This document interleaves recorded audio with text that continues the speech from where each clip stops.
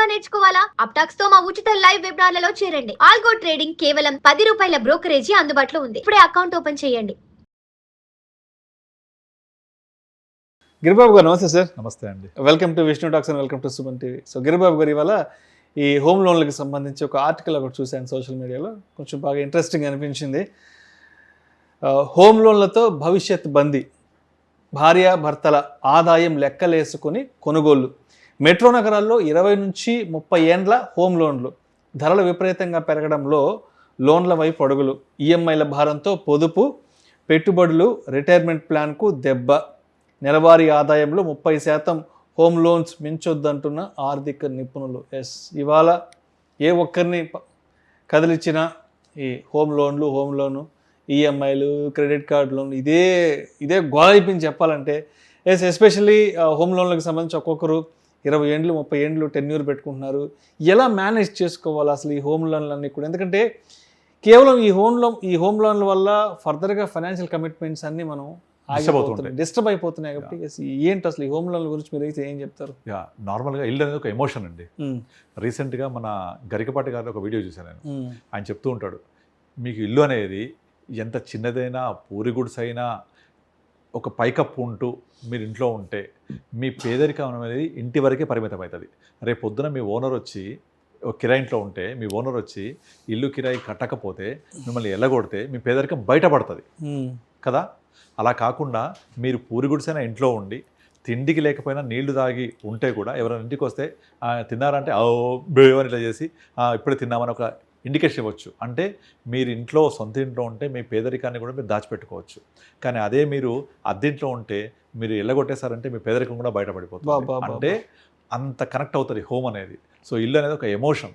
దీన్ని సాధించుకోవడం కోసం పాపం పడే కష్టాలు. హోమ్ లోన్ తోటి ఇల్లు తీసుకొని ఇంకా 20-30 సంవత్సరాలు బందీ అయిపోతారు అందులో. మీరు 30 ఏళ్ల తర్వాత వెనక్కి తిరిగి చూస్తే ఏముంది అంటే లోన్ పూర్తయిన ఇల్లు మాత్రమే ఉంది. అయితే అలా అని చెప్పేసి నాకు హోమ్ లోన్ పెట్టుకొని 20 ఏళ్ళు కట్టుకుంటే నాకు ఇల్లు వచ్చిన తర్వాత నేను ఇంకెటువంటి ఆర్థిక అవసరాలు కానీ అదర్ ఫైనాన్షియల్ ప్లానింగ్ కానీ చేసుకోలేకపోతే ఎట్లా కష్టం అంటే మరి ఇల్లు లేకపోతే కుదరదు కదా. ఇల్లు అనేది ఎమోషన్. మీరు 60-70 సంవత్సరాల తర్వాత ముసలోళ్ళు అయిన తర్వాత మీకు ఏమనిపిస్తుంది? మీ ఊరేది అంటే మనం పుట్టిన ఊరు, మీ ఇల్లు ఏది అంటే ఉన్న ఇల్లు. ఈ రెండే మన శాశ్వతం కదా. మీ పేరు, ఊరు, తర్వాత మూడోది మనం ఉన్న ప్రదేశం, మనం ఉన్న ఇల్లు. రేపు పొద్దున 70 సంవత్సరాల తర్వాత చనిపోతే ఆ వ్యక్తిని ఒక ఇది ఉంటుంది, నా సొంత ఇంటికి వచ్చి ఒకసారి చూసుకొని వెళ్ళాడు. అందుకే అందరూ సొంత ఇంటికి తీసుకెళ్ళి సొంత ఊరికి తీసుకెళ్తారు చనిపోయినప్పుడు. అంటే చనిపోవడం అనేది కూడా ఆ ఇంటితో ముడిపడి ఉంటుంది. అంత ఎమోషన్ ఇల్లు అనేది. మరి దాన్ని సాధించుకోవాలి అంటే కేవలం ప్లానింగ్తోనే చేయాలి. ఇప్పుడు చాలామంది చూస్తూ ఉంటాం మనం, వాళ్ళ హోమ్ లోన్ కోసం 30 years పెట్టుకొని, ఆ 25 years పెట్టుకొని, 20 years పెట్టుకొని ఏం చేస్తున్నామంటే 20 years పాటు కడుతూ ఉంటా. నాకు ఎటువంటి ఇక పండగ లేదు, పబ్బం లేదు, ఇంకే ప్లానింగ్ లేదు, ఏ డబ్బులు వచ్చినా హోమ్ లోన్ ఇలా హోమ్ లోన్ కడుతూ 20 yearsలో కనీసం ఒక 15 yearsలో నేను తీర్చగలిగితే చాలా బాగా చేసినట్టే. అలా కడుతూ పోతుంటే తీరిపోతూ ఉంటుంది అని అనుకుంటూ ఉంటారు. ఒక చిన్న టెక్నిక్ వాడాలి దీనికి. ఏంటంటే home loan EMI versus same amount of investment. అంటే నా దగ్గర ఒక 1 crore లోన్ ఉందనుకోండి, ఈఎంఐ ఎంత ఉంటుంది? ఒక 90,000-80,000 ఉంటుంది. అయితే అలా ఇద్దరు వైఫ్ అండ్ హస్బెండ్ కలిసి ఉంటేనే అది ఈఎంఐ కట్టగలం. ఆ ఈఎంఐ కడుతూ ఉండి మనకున్న డబ్బులన్నీ అదే లోన్కి కడుతూ ఉండకుండా మనం ఈఎంఐ కాకుండా ఎంత ఎక్స్ట్రా వచ్చినా సరే దాన్ని ఒక ఎస్ఐపి రూపంలో యాడ్ చేస్తూ పోండి. అలాగే నా దగ్గర ఎక్స్ట్రా ఎప్పుడైతే వస్తే బోనస్ వచ్చినా ఏదైనా వస్తే కూడా దాన్ని ఒక ఇన్వెస్ట్మెంట్ లాగా యాడ్ చేస్తూ పోండి. అలా యాడ్ చేస్తూ పోతే ఇక్కడ హోమ్ లోన్ మీద ఉండేది 8.5%, మ్యూచువల్ ఫండ్స్లో ఇచ్చేది 12%+. అది కాంపౌండింగ్ ఫ్యాక్టర్ అయ్యి రాబోయే నెక్స్ట్ 10 to 12 yearsలో మీరు ఎంతైతే హోమ్ లోన్ ఈఎంఐ కడతారో అంత డబ్బులు ఇక్కడ జమ అయ్యి ఉంటుంది. ఓకే, అది మనము డిసిప్లిన్గా రెండింటిని బ్యాలెన్స్ చేసుకుంటూ వెళ్ళాలి. అయితే ఒకసారి చాలామంది నేను ఒక మీటింగ్లో ఉన్నప్పుడు అడుగుతున్నాను అనమాట, నేను హోమ్ లోన్ కడుతూ పోతే నాకు ఇల్లు అయితే సమకూరుతుంది కానీ మా పిల్లల భవిష్యత్తులో వాళ్ళ యొక్క పిల్లల ఎడ్యుకేషన్ కోసము, నా రిటైర్మెంట్ ప్లానింగ్, పిల్లల మ్యారేజ్ డిస్టర్బ్ అవుతున్నాయి కదా, నాకు వేరే మీన్స్ ఆఫ్ సోర్సెస్ ఎక్కువ లేవు, ఉన్నదాన్ని బ్యాలెన్స్ చేయాలి అంటే సింపుల్, మీ టెన్యూర్ని ఎక్కువ పెంచేసుకొని ఆ డిఫరెన్స్ ఆఫ్ కెపాసిటీ, సపోజ్ మీకు ఒక ₹1,00,000 కట్టే కెపాసిటీ ఉంటే మీ టెన్యూర్ పెంచుకొని 70,000 కుదించుకోండి ఈఎంఐని. ఆ రిమైనింగ్ 30,000 ప్యారలల్గా ఇన్వెస్ట్ చేయండి. ఇన్వెస్ట్ చేస్తూ పోతే సేమ్ టెన్యూర్ అయిపోయేప్పటికీ ఎంతైతే హోమ్ లోన్ క్లియర్ అవుతుందో అంతకంటే 2 to 3 times ఇక్కడ మీకు మ్యూచువల్ ఫండ్లో జమ అయి ఉంటుంది. ఇంకొక ఎగ్జాంపుల్ చెప్తాను. మీ ఈఎంఐ ఒక 50,000 ఉందనుకోండి, అందులో 10% ఎంత? 5,000. దాన్ని సిప్ చేయండి, equal to me EMI tenure వరకు ఎగ్జాక్ట్లీ ఎంతైతే ఇంట్రెస్ట్ పే చేస్తారో హోమ్ లోన్ మీద అంత అమౌంట్ మీకు మ్యూచువల్ ఫండ్లో జమ అయ్యి ఉంటుంది. If you continue 10% of EMI as a investment for same period of loan tenure. ఇట్లా మీరు స్మార్ట్గా బిహేవ్ చేసి మీ హోమ్ లోన్ కడుతూ ఇంటిని మనము ఇంటి కళని సాకారం చేసుకుంటూ ఆ డిఫరెన్స్ అమౌంట్ని కొంచెం సేవ్ చేస్తూ వెళ్ళాలి. కానీ చాలామంది ఏమంటారు, మన కామెంట్స్ ఏం పెడతారు, ఇప్పుడు నా దగ్గర హోమ్ లోన్ కట్టడానికి డబ్బులు లేవు, ఇక్కడికి అయిపోయినాయి, ఇంకా నాకు ఎక్కువ జీతం రాదంటే తప్పదు. You have to create your own 25th hour, you have to create your own extra resources of money. దాన్ని మీరు సేవ్ చేస్తూ వెళ్ళాలి. వెళ్తే తప్ప మన మిగతా ఫైనాన్షియల్ ప్లానింగ్ అనేది ఫుల్ఫిల్ కాదు. ఒకసారి ఆలోచించండి, నాకు ఇల్లు ఉంది, బాగుంది, కానీ రేపు పొద్దున రిటైర్ అంతా తిండి లేకపోతే, పిల్లల ఎడ్యుకేషన్ ప్రాపర్గా లేకపోతే, వాళ్ళకు మ్యారేజ్ అప్పుడు డబ్బులు లేకపోతే అన్ని ఇబ్బందులే కదా. సో వాటిని ప్లాన్ చేసుకోవాల్సిందే, తప్పదు. నాకు ఇంతే జీతం వస్తుంది, నేను ఇంతే చేస్తా అంటే కాదు. You have to make your self space into all your financial needs and goals. అవన్నీ చేసుకుంటూ హోమ్ లోన్ ద్వారా మనం ఫుల్ఫిల్ చేసుకోవాలి. దీనికి ఒక థంబ్ రూల్ ఉంటుంది. మీ టోటల్ ఇన్కంలో 30% మించి ఈఎంఐ ఉండకూడదు.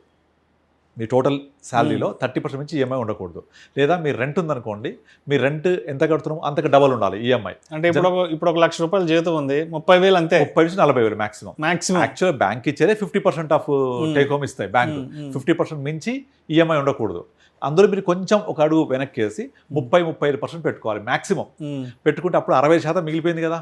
అందులో మీ నిత్యావసర ఖర్చులకి, దైనందిన ఎక్స్పెండిచర్కి ఇంకొక 30-35% పెట్టుకోవాలి. 70 అయిపోయింది, ఒక 20 ఇంకా 30 మిగులుతోంది. 30లో ఒక 10% contingency fund, day to day expenses, contingency, emergencies కోసం కనీసం ఒక 20% పక్కకు తీసి మీరు సేవ్ చేయాలి. ఇది మీరు ₹1,00,000 జీతం రానివ్వండి, 2 లక్షలు రానివ్వండి, 50,000 రానివ్వండి, follow the same principle. 30-35% home loan, ఒక 30-35% డే టు డే ఎక్స్పెండిచర్, నిత్యావసర వస్తువులు, 70% అయిపోయింది. 10% కంటింజెన్సీ, ఇంకా 20%లో ఇవన్నీ ప్లానింగ్ చేయాలి. ఆ 20% చాలు మీకు 15 years తర్వాత, 20 years తర్వాత మీ యొక్క కార్పస్ పెరిగి పెద్దదై మీ అన్ని నీడ్స్ని, గోల్స్ని ఫుల్ఫిల్ చేయడానికి. చాలామందికి ఏంటంటే ఆ 20% తీసి కూడా మళ్ళీ ఈఎంఐ కడుతూ ఉంటారు. అర్థమైందా? ఆ 20% తీసి కూడా ఈఎంఐ కట్టడం వల్ల, అక్కడే పే చేస్తూ ఉండడం వల్ల, మొదటి పీరియడ్స్ అంతా ఇంట్రెస్ట్ ఉండడం వల్ల అక్కడ తీరిపోయేప్పటికే 12-15 సంవత్సరాలు అయిపోతుంది. కనుక ఆ టైం మిస్ అవుతున్నాం. ఇక్కడ మనం ఇన్వెస్ట్ చేసేది అంత దేని మీద? టైం మీద. Time is more valuable than money.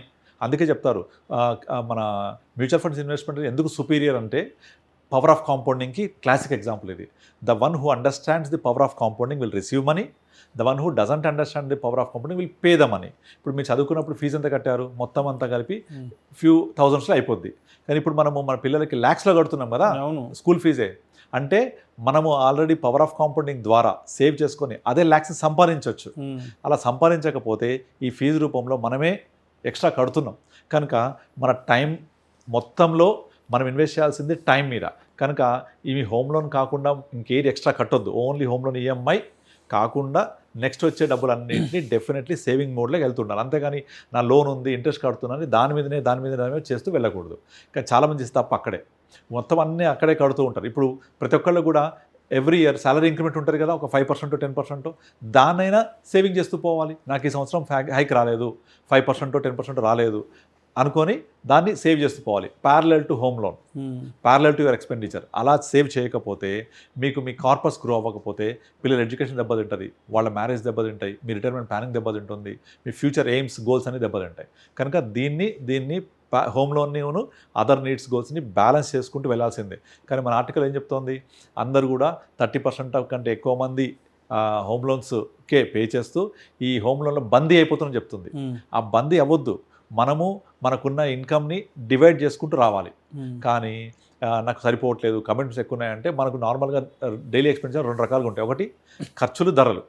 So మన ఖర్చులు తగ్గించుకోవాలి. ధరలు మన చేతులు లేదు కదా, ఖర్చులు మాత్రం తగ్గించుకోవాలంటే తప్పదు. యూ హ్యావ్ టు స్క్వీజ్, అంతే, ఆప్షన్ లేదు అంటే కిరాయింట్లో ఉంటే రేపొద్దున మనకంటూ ఒక నిలువ నీడ ఉండదు. రైట్. ఓకే, దాన్ని ఫుల్ఫిల్ చేసుకోవాలి, బ్యాలెన్స్ చేయాలి, అంతే. Thank you sir, thank you so much Giribabu garu. Thank you అండి.